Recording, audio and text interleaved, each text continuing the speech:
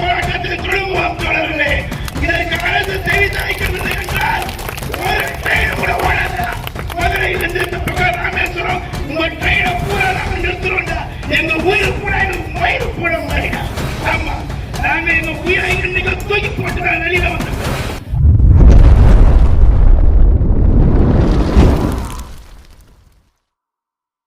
என்னுடைய செயலும் சிந்தனையிலும் இந்த சமூகத்துக்கு பயனுள்ளதாக இருக்குன்னு நினைக்கிறவங்க மட்டும் இந்த மூவேந்தர் மீடியாவை சப்ஸ்கிரைப் பண்ணிவிட்டு பெல் ஐக்கான் ஆல் கொடுத்து வந்து ஃபாலோ பண்ணிக்கோங்க. மூவேந்தர் மீடியாவுக்கு உதவணும்னு நினைக்கிற உறவுகள் கீழே கொடுக்கப்பட்டுள்ள வாட்ஸ்அப் நம்பருக்கு தொடர்பு கொள்ளுங்க. நன்றி. உங்களோடு இந்த நேரத்தில் இந்த களத்தில் நிற்பதை நான் பெருமையாக கருதுகிறேன்.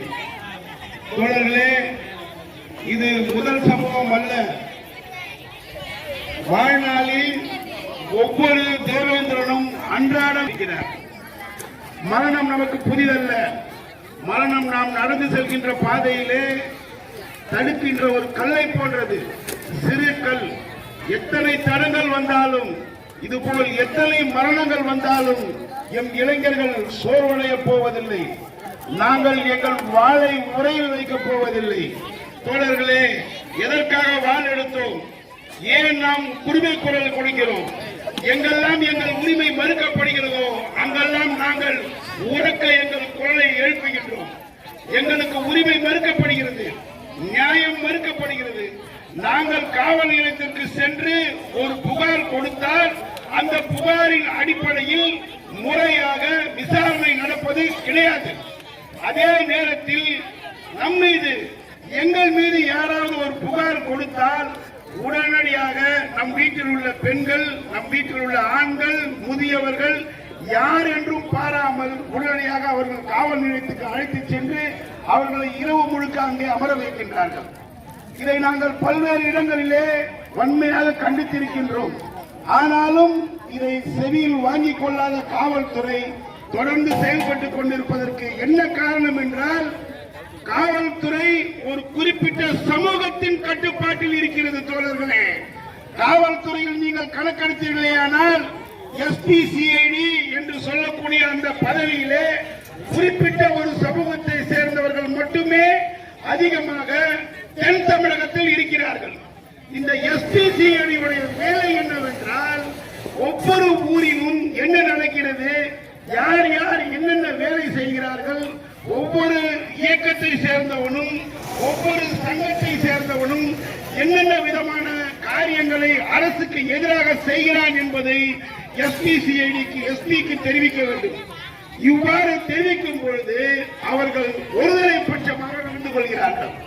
அப்பொழுது நம்முடைய இளைஞர்களை பற்றி எவ்வளவு விகாரமாக சித்தரிக்க முடியுமோ, கண்ணு காது மூக்கு எல்லாம் வச்சு சார் அவன் ரொம்ப பயங்கரமானவன் சார் அப்படின்னு சொல்லிடுறது.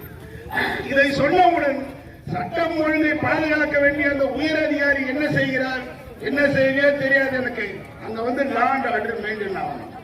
இந்த உத்தரவை, வாய்வழி உத்தரவை பெற்றுக்கொண்டு இங்கே வந்து இவர்கள் கோரத்தாண்டவம் ஆடிக்கொண்டிருக்கிறார்கள். தோழர்களே, இதற்கு உடனடியாக தமிழக அரசு என்ன செய்ய வேண்டும் என்றால், ஒருதலை பட்சமாக செயல்படும் இது போன்ற ஜாதியவாதிகளை பணி நீக்கம் செய்ய வேண்டும் அல்லது இவர்களை பணிமாற்றம் செய்ய வேண்டும்.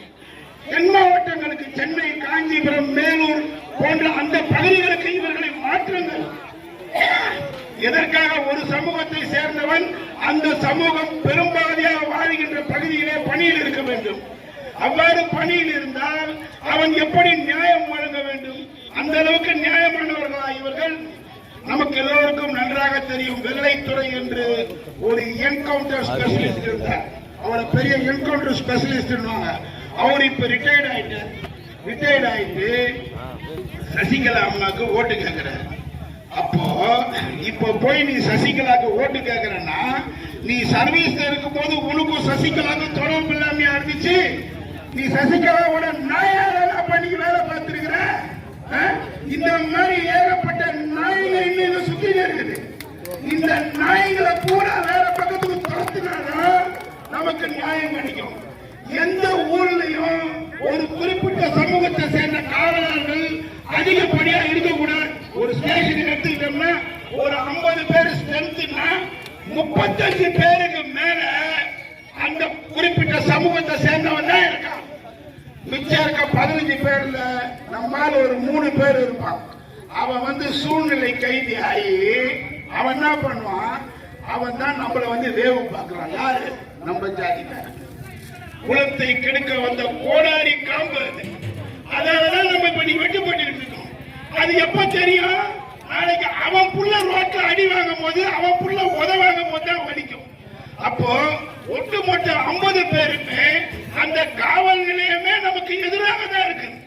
ஒரு புகார் கொடுத்தா புகாரின் அடிப்படையில் வேலை நடக்கிறதே கிடையாது. எல்லாம் நம்ம போய் புகார் கொடுத்தா உடனே உட்கார வச்சு சமாதானம் தான் பேசிட்டு இருக்கான். தோழர்களே, இது இப்படியே போனா பத்தாது. இந்த போராட்டம் அரசாங்கத்தை உலுக்குவதாக எனக்கு தெரியவில்லை. இந்த போராட்டம் மேலும் வலுவடைய வேண்டும். இந்த போராட்டம் மேலும் வளர வேண்டும். மதுரையை நோக்கி எல்லோரும் வர வேண்டும். மதுரையில் ஓடுகின்ற ரயில் வண்டிகள் அனைத்தும் நிறுத்தப்பட வேண்டும். அடுத்த கட்ட போராட்டமாக நாம் ரயில் மறியல் போராட்டத்தை தொடங்குவோம். தோழர்களே, இதற்கு அரசு செவிசாய்க்கவில்லை என்றால் ஒரு ட்ரெயின் கூட ஓடாது. மதுரையிலிருந்து இந்த பக்கம் ராமேஸ்வரம் உங்க ட்ரெயினை பூரா நாங்க நிறுத்துறோம். எங்க உயிர் பூரா எங்களுக்கு மயில் போட மாதிரிடா. ஆமா, நாங்க எங்க உயிரை இன்னைக்கு தூக்கி போட்டு தான் வெளியில வந்திருக்கிறோம். ஆமா, எத்தனை தருணங்கள்ல இந்த உயிர் போயிட்டு வந்திருக்குது, அது எங்களுக்கு தெரியும். இந்த உயிர் எங்களுக்கு பரிசு இல்லை.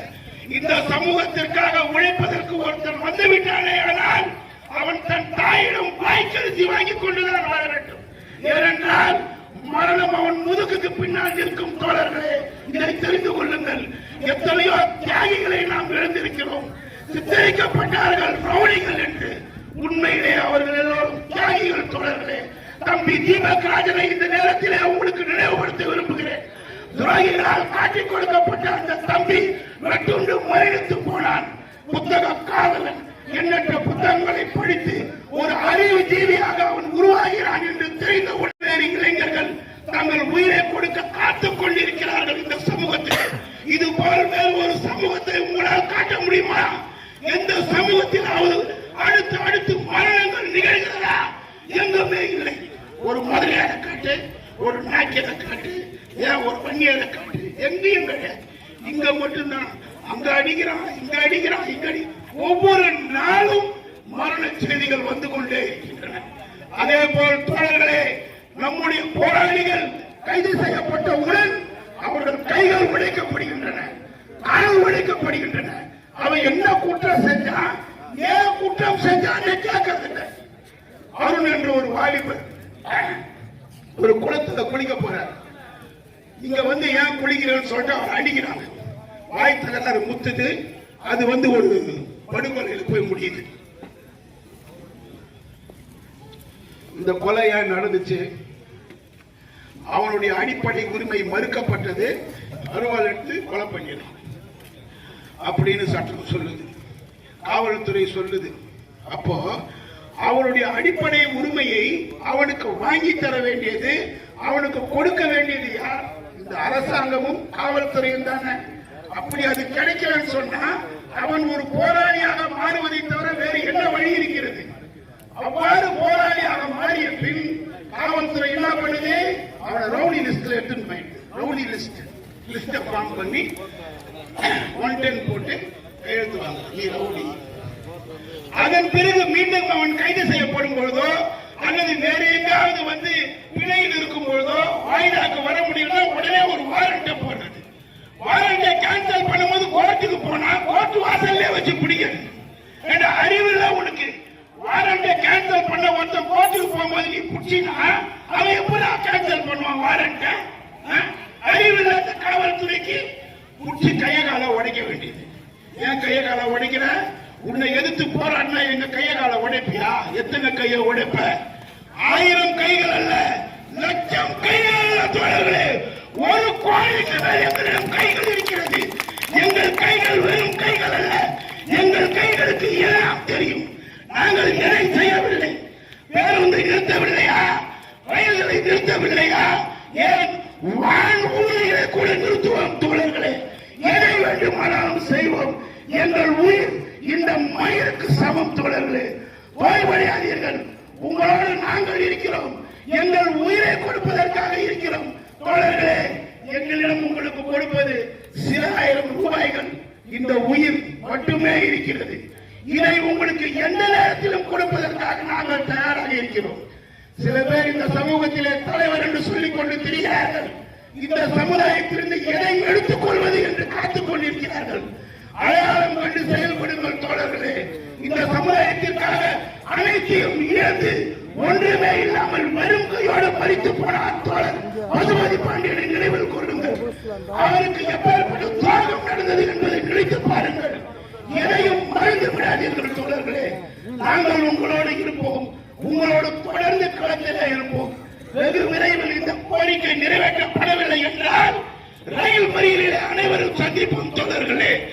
வாழ்க அண்ணல் இமானுவேல் சேகரன், வாழ்க அண்ணல் அம்பேத்கர், வாழ்க தேவேந்திர குலம். நன்றி.